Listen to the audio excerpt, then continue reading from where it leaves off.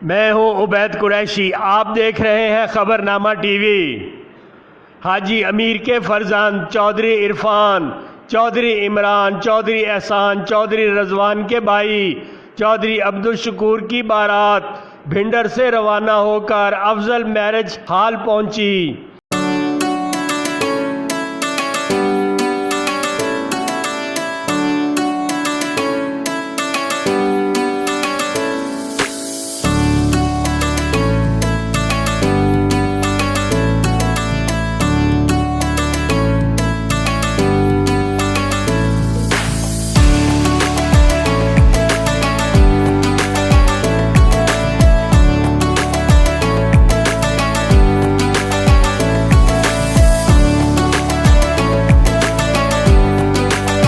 बारात का पुरतपाक इस्तकबाल किया गया।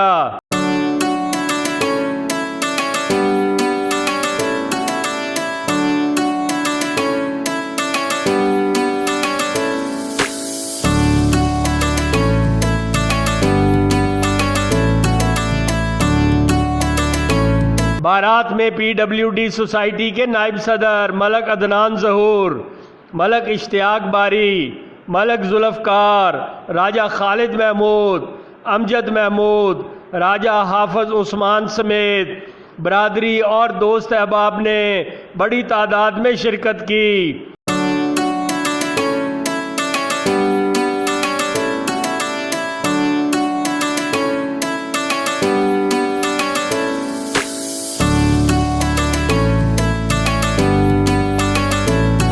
मेहमानों को पुरतकल्लुफ़ ज़ोहराना दिया गया।